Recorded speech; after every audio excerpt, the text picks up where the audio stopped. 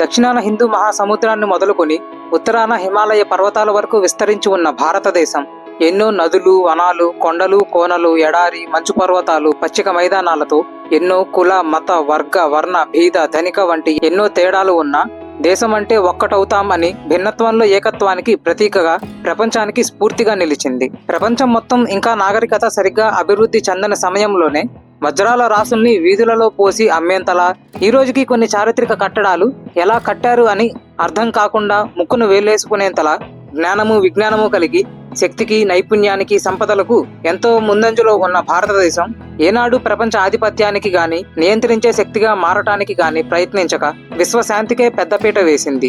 ఇప్పటికీ అలానే ఉంది.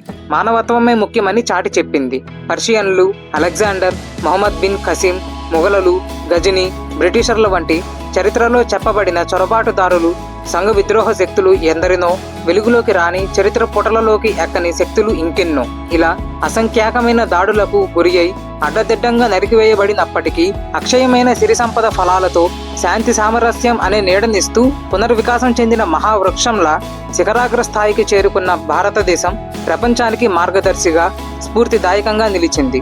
అభివృద్ధి, ఆధిపత్యం కంటే కూడా సంస్కృతి, సాంప్రదాయం, మంచి మానవత్వం, నైతికత, కృతజ్ఞత, ఐకమత్యాలు ఇవన్నీ ప్రధానం అంటూ దేశమును ప్రేమించుమన్నా, మంచి అన్నది పెంచుమన్నా అని, దేశమంటే మట్టి కాదోయ్, దేశమంటే మనుషులోయ్ అని ప్రపంచానికి గర్జించి చెప్పిన భారతదేశం కన్న తల్లితో సమానంగా దేవతా స్వరూపంగా పూజించబడే అతి కొద్ది దేశాలలో భరతమాతగా ప్రథమ స్థానంలో నిలిచింది. అటువంటి మన భరతమాత ఎన్నో శతాబ్దాలు వివిధ చొరబాటుదారుల వల్ల బానిస సంఖ్యలలో నిలిచి నేతాజీ సుభాష్ చంద్రబోస్, సర్దార్ వల్లభాయ్ పటేల్, భగత్ సింగ్, లాల్ బహదూర్ శాస్త్రి, రాణి లక్ష్మీబాయి, సావర్కర్, మహాత్మా గాంధీ, అల్లూరి సీతారామరాజు వంటి ఎందరో స్వాతంత్ర సమర యోధుల పోరాటాలతో, వీరత్వంతో, కృషితో, ప్రాణత్యాగాలతో అనిర్వచనీయమైన ఈ దాస్య శృంఖలాల నుండి 1947 ఆగస్టు 15న విముక్తి పొంది దేశానికి స్వాతంత్రం లభించింది.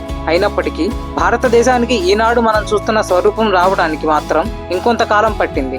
సర్దార్ వల్లభాయ్ పటేల్ వంటి మహనీయుల కృషి ద్వారా ఈ స్వరూపం పొందింది. అలాగే 1950 జనవరి 26న మన రాజ్యాంగం అమల్లోకి వచ్చింది. ఆ రోజునే మనం గణతంత్ర దినోత్సవంగా జరుపుకుంటాం. ఆనాడు అప్పటి ముప్పులను ఎదుర్కొనిన ఎందరో స్వాతంత్ర సమర యోధులనైనా ఈనాడు ఎండనక, వాననక, రేయనక, పగలనక, మంచనక, చలి అనక, నీటి అట్టడుగు నుండి ఆకాశ సరిహద్దు వరకు ఎన్నో కష్టాలను ఎదుర్కొంటూ కుటుంబాలకు దూరంగా ఉంటూ రెప్పబడిన కన్ను మళ్లీ తెరుస్తామో లేదో అని తెలియకపోయినా ప్రాణాలను లెక్కజేయకుండా పోరాడే నేటి సమరయోధులు మన సైనికులనైనా కలిపేది, నడిపేది ఒకటే లక్ష్యం, దేశభక్తి, దేశ సేవ.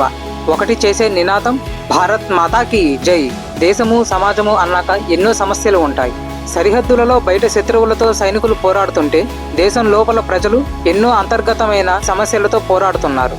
కానీ కొందరు మాత్రం వారి స్వార్థం కోసం సంఘ విద్రోహ శక్తులతో కలిసి పనిచేస్తున్నారు, లేదా పనిచేయడానికి యత్నిస్తున్నారు, జనాలని తప్పుబాట పట్టిస్తున్నారు. ఇది సాధారణ పౌరులు కాదు, దేశంలోని ప్రఖ్యాతమైన ఐఐటి వంటి సంస్థలలో చదివేవారు కూడా చేస్తున్నారు. చదువుతున్న చదువు ఇదేనా నేర్పిస్తుంది? నేను ఇక్కడ ప్రత్యేకించి ఏ వర్గాన్ని అనట్లేదు. చదువు అన్నది వ్యక్తిలో సంస్కారాన్ని పెంచాలి కానీ వినాశనాన్ని కాదు. వీడియో చూసే ప్రతి ఒక్కరూ అందరిలో దేశభక్తి పెరిగేలా చైతన్యం కలిగేందుకు కృషి చేయాల్సిందిగా ప్రార్థిస్తూ ఎందరో మహానుభావులు. అందరికీ నమస్కారాలు. జై హింద్.